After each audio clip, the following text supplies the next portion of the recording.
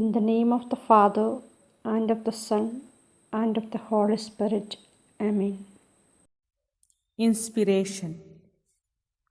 Father John Howe insisted his spiritual children must constantly revitalize their faith in the divine presence in the tabernacle and daily draw fresh strength from the heart of the God man if they are to attain greater holiness and work effectively for the salvation and sanctification of souls.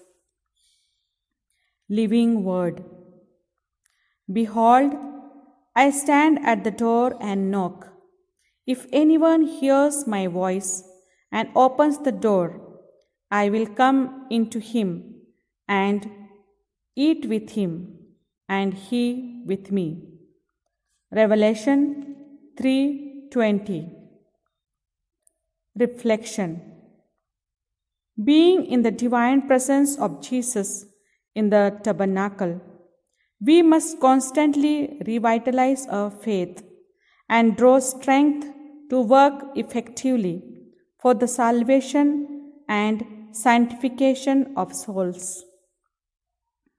We can attain greater holiness only by keeping alive this divine presence of Jesus within us. From the fullness of the heart, the mouth speaks. Our actions are the expressions which come from the fullness of our heart. If our heart is holy, filled with God's grace, then our actions too will be holy. Let us try to make our actions holy, filled with God's love and grace, so that our mission becomes more effective and fruitful. You have been the light of my soul. In you I put my trust.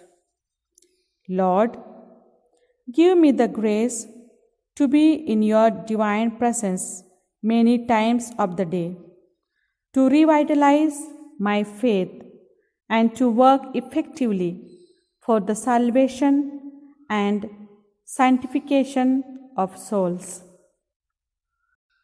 In this world, I cannot see the Most High Son of God with my own eyes, except for his most holy body and blood, said St. Francis of Assisi.